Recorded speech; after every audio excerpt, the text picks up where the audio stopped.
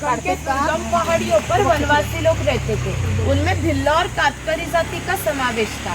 यहाँ पर हमने कातकरी समाज दिखाया है।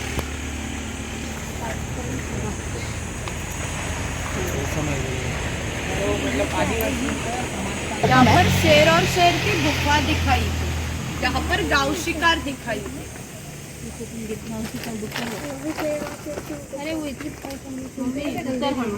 आराम आराम से समझ ही नहीं आ रहा, थोड़ा धीरे धीरे। मैडम हम लोग पीछे ही रह रहे हैं, बता दे रही।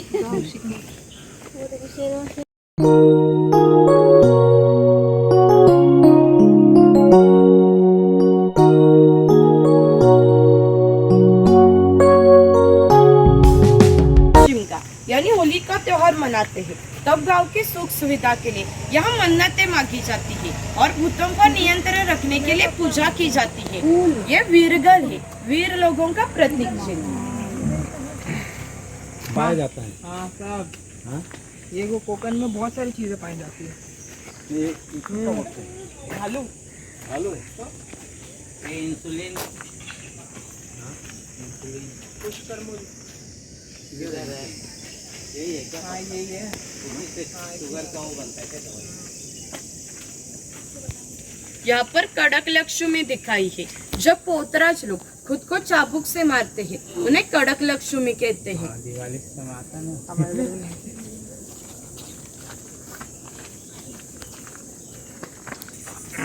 यहाँ पर कोली समाज दिखाया है। कोली समाज के लोग समुंदर के इतने पास रहते हैं कि समुंदर का भर्ती का पानी भी उनके मकान में लग जाता है। कभी भी इतने सी छोटी सी नौका लेकर ये लोग 8 से 10 घंटे समुंदर में मछलियाँ पकड़ते हैं और सुबह घर लौट वापस आते हैं। ये नाई है। पहले कोकण में बार्टर सिस्टम थी, यानी कि नाई, सुतार, कासर ये हर घर में जाकर अपनी अपनी सेवा देते थे। उसके बदले में उन्हें पैसे नहीं मिलते, लेकिन अनाज मिलता था। इस एक नाई को एक आदमी के बाल काटने के लिए साल भर के 4 पहिली यानी कि आज का 8 किलो अनाज मिलता था। इतने कम विदागी पर ये लोग समाज की सेवा करते थे। इस नाई के बारे में हमारे लोक साहित्य में एक मजे का वर्णन किया है। ऐसा कहते हैं कि गांव की हर एक खबर इस नाई को पता चलती है और इस नाई को पता चली हुई खबर पूरे गांव को पता चलती है। जैसे कि आप आए, ये खबर इस नाई को पता चली, वैसे ही हमारे पूरे गांव को पता चली। हमारा पूरा गांव आपके स्वागत के लिए उत्सुक है। रिवाज के अनुसार पहले हम मुखिया के घर जाएंगे, बाद में पूरा गाँव देखेंगे।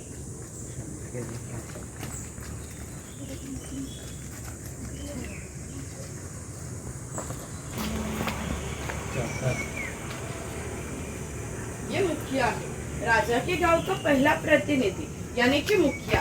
धार्मिक और राजकीय संदर्भ में पहला सम्मान मुखिया का था। गांव में न्यायदान करना, कानून और सुव्यवस्था संभालना, टैक्स कलेक्ट करना, ये सभी काम ये मुखिया करता था। ये मुखिया की बीवी है।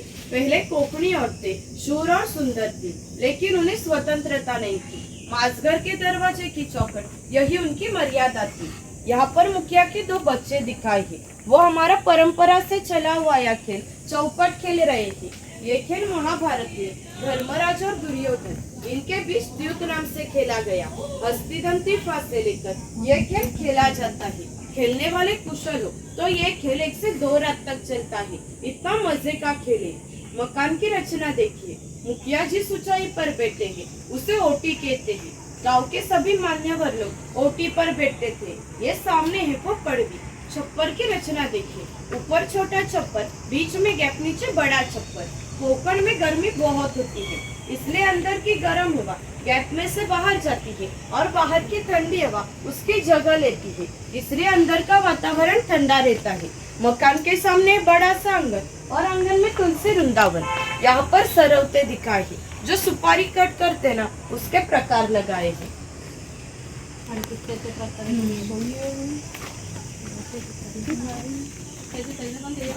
डिजाइन है इसमें, डिजाइन देखो कितना है। हाँ, ये काटने के लिए सुपारी काटने का इतना मतलब बराबर है कि नहीं? तेवे दिखाया है। कितना मस्त बनाया है।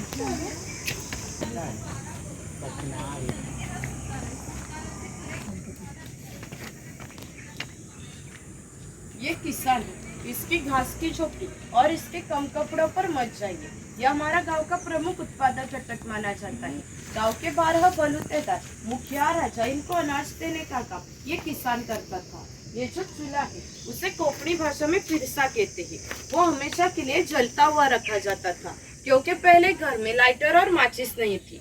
किसान के बीवी को जब खाना बनाना हो तब वो यहाँ के 2-3 शोले लेकर रसोई घर का चूल्हा जलाती थी। जब ये चूल्हा बुझ गया तो घर में तो चकमक के पत्थर रखे थे, वो एक दूसरे पर घिसकर ये आंच लगाई जाती है। ये कोयनी है, इसका इस्तेमाल मछलियाँ पकड़ने के लिए किया जाता है। पीछे बेलियों से बांधकर ये पानी में रखी जाती है। अंदर की रचना ऐसी है कि अंदर फंसी हुई मछली बाहर नहीं निकल सकती। वो गोमय से पुताई की हुई टोकरी है, उसे कोंकणी भाषा में कणगी कहा जाता है। इसका इस्तेमाल अनाज रखने के लिए किया जाता है। ये किसान की बीवी है, वो किसान की लड़की है। वो झूला हमने किसान के घर में हमेशा के लिए टंगा हुआ रखा है, क्योंकि किसान के घर हर साल बच्चा पैदा होता था। यानी कि हर एक किसान को 8-10 बच्चे थे, यानी कि पहले उनकी जॉइंट फैमिली थी। यह उच्चर है, इसका इस्तेमाल कपड़े सुखाने के लिए किया जाता है। सामने कोकण का त्योहार गौरी गणेश दिखाए है।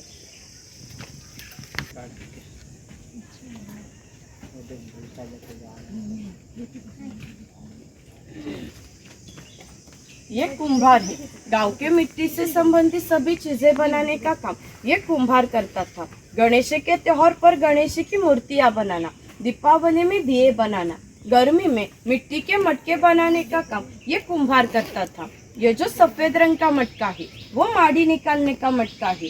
कोकण में नारियल के पेड़ बहुत होते हैं। उसे नारियल आने से पहले पोय आती है, उसे आधा काटा जाता है। बाजू से गुड़हल के पत्ते रगड़कर लगाए जाते हैं। वो पत्ते अंदर की माड़ी खींच लेते हैं और बूंद बूंद से गिरने वाली माड़ी इस मटके में इकट्ठा की जाती है। काल के अनुसार 12 बलूतेदारों के व्यवसाय नष्ट हो गए, लेकिन माड़ी निकालने का व्यवसाय अभी भी चल रहा है।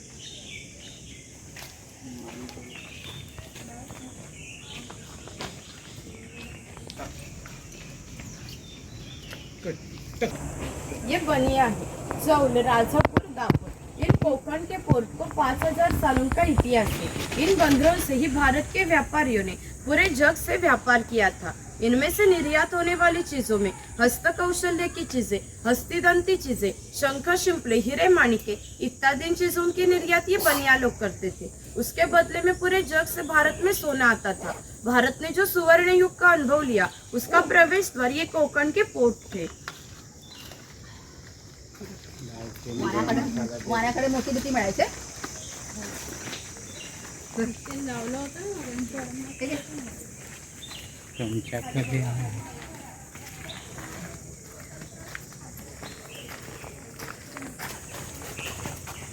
ये सुतार है, कोकण के 12 बलूतेदार दिखाए।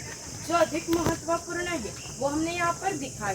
उसमें से ये सुतार किसान को लगने वाली लकड़ी की चीजें बनाकर देने का काम ये सुतार करता था। ये सुतार सावंतवाड़ी का है। सावंतवाड़ी के लोगों के लकड़ी के खिलौने संसार में बहुत प्रसिद्ध है।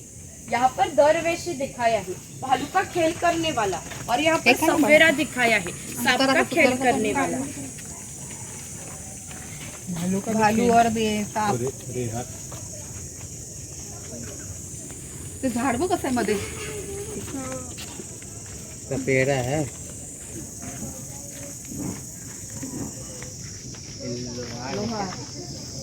ये लोहा है, किसान को लगने वाली लोहे की चीजें बनाकर देने का काम ये लोहार करता था। 500 साल पहले कोकण की राजकीय स्थिति अस्थिर थी। बहुत से लोग सैन्य में थे, उन्हें लगने वाली लोहे की ढाल और तलवार बनाकर देने का काम ये लोहार करता था। और एक विशेषता यह है कि अभी भी कोकण के मुखिया और मराठों के पास कई सालों की तलवारें हैं। उसे अभी भी जंग नहीं आई है। उसके हर दशहरे पर पूजा की जाती है। ये तेली है। पहले कोकणी लोग अपने खाने में नारियल का तेल इस्तेमाल करते थे और ये तेल की घानी है। इसे खुंट कहा जाता है। इसमें सूखे नारियल डाले जाते हैं। ये जो खड़ी लकड़ी है उसे कोकणी भाषा में लाट कहते हैं।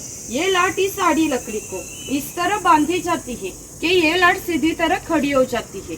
कोल्हू को बैल बांधा जाता है। इस आड़ी लकड़ी पर पत्थर रखकर खुद तेली वहाँ बैठता है। ये सारा वजन लेकर बेल गोल घुमाया जाता है, इसलिए अंदर के नारियल पिसकर तेल निकलता है। ये तेल बाहर निकालना हो तो पहले कोल्हू का बेल छोड़ना पड़ता है। कोल्हू बाजू करके आड़ी लकड़ी बाजू की जाती है और ये लाड बाजू करके अंदर का तेल बाहर निकाला जाता है। फिर से नया तेल निकालने के लिए फिर से नए नारियल डालने पड़ते हैं। यानी कि तेली को इतना सा तेल निकालने के लिए 1 से 1.5 घंटा लगता था।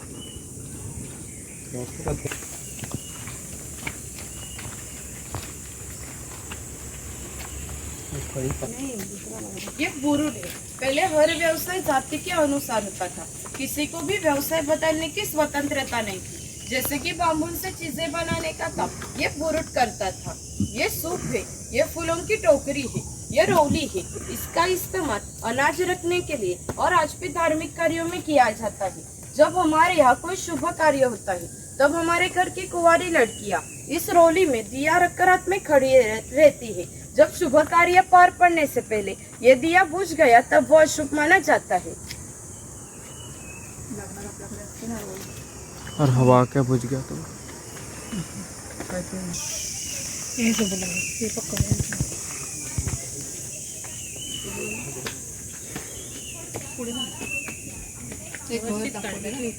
ये रसोई घर है।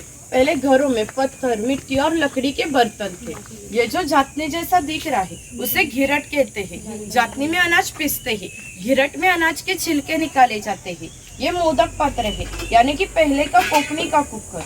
यहाँ नीचे पानी रखा जाता है। इस चलनी पर केले का पत्था रखकर उस पर मोदक रखे जाते हैं।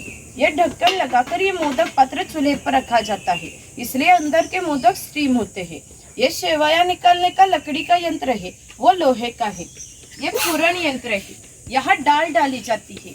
ये 2 रॉड घुमाए जाते हैं, इसलिए अंदर की डाल पीसकर यहाँ नीचे गिरती है। इसकी मीठी रोटी बनाई जाती है। ऊपर चाय की किटली है और बाजू में टिफिन बॉक्स है। ऊपर पानी का लोटा है, नीचे 3 खाने के डब्बे है। बाजू में 2 चम्मच और वो लॉक किया हुआ है। यहाँ पर कुछ लकड़ी के चम्मच दिखाए हैं। ते लाकडाचं असं ते काय चौकोनी ते लाकडी चौकोन क्या बोला?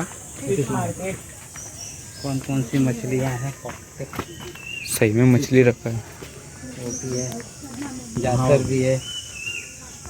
ये क्या जी का पेड़ है? ये चूड़ी वाला है। पहले रिवाज के अनुसार 12 बलूतेदार हर घर में जाकर अपनी अपनी सेवा देते थे, वैसे ये चूड़ी के घर आया है।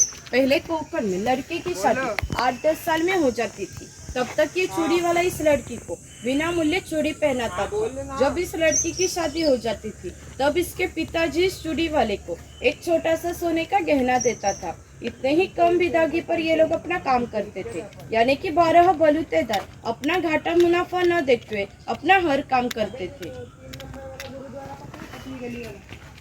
तो ईगल आ गया। इधर इधर इधर इधर दिखाओ, वहाँ पे नकली बनाओ। ईगल तो बाज बोला।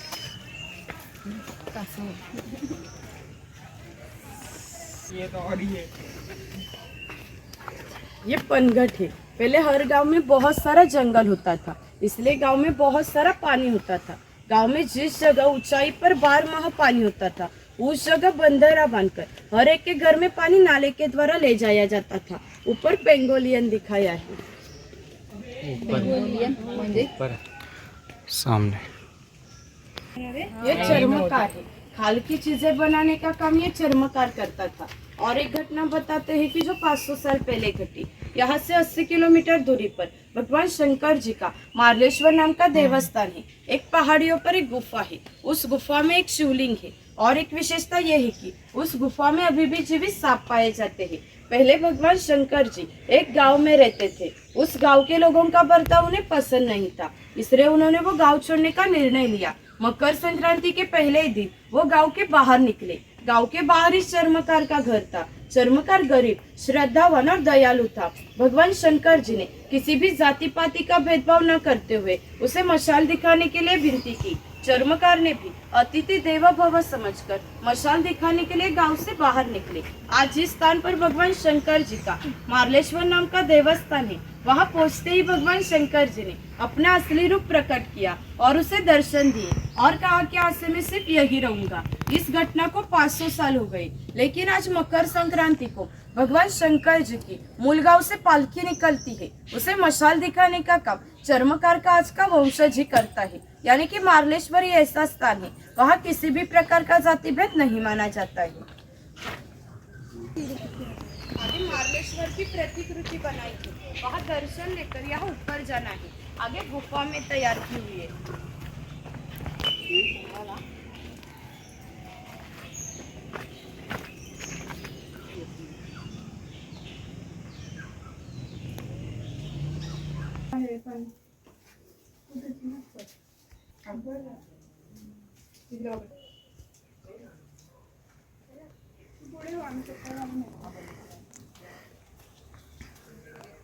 मम्मी चुप रहा तू।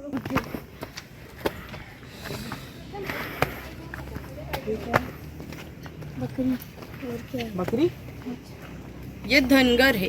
धनगर इस मराठी शब्द का अर्थ है जिसके पास बहुत धन होता है। पहले ये धनगर समाज इतने दुर्गम पहाड़ियों पर रहता था कि वहाँ से उसका पहला बस स्टॉप भी 10 या 12 किलोमीटर दूरी पर था। ये लोग जब गांव में आते थे तब इनके पैरों में खाल के जूते, कंधे पर फटी हुई चद्दर और हाथ में घुंघरू की लकड़ी, इस वेशभूषा में आते थे। ऐसा होते ही हर एक धनगर 100-125 गाय, 5-25 भैंस के मालिक थे। हर गाय भैंस की कीमत 8-10 हजार थी। इन सभी को बेचना चाहे तो इनकी कीमत कई लाखों में जाती है। इतना धनवान ये धनगर था। यहाँ पर बकरी की गोठी दिखाई है। जंगली जानवरों से बचने के लिए वो ऐसी ऊंचाई पर बांधी है। तो रेड वाले हिस्से से कत्था बनाते हैं, जो हम पान में रेड कलर आने के लिए खाते हैं। मेरे को कत्थे का पेड़ है। कत्था पान का कत्था ये कत्था भट्टी है। ये जो खेर का पेड़ है उसे काटा जाता है। उसके अंदर रेड वाले हिस्से को ये पहले 4 मटके में पानी के साथ उबाला जाता है। जो लारून का पाक तैयार होता है वो 5वें मटके में अच्छे से उबाला जाता है। उसे छाव में सुखाकर उसे छोटे छोटे टुकड़े किए जाते हैं। कत्था बनाने के लिए 3-4 महीने लगते हैं। आपको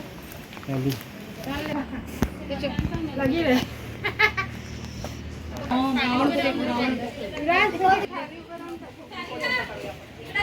इतना तो चाहिए कि तू ये राम निकल ही नहीं रहा है। सही में रावण बने। ऐसे थोड़ी ना।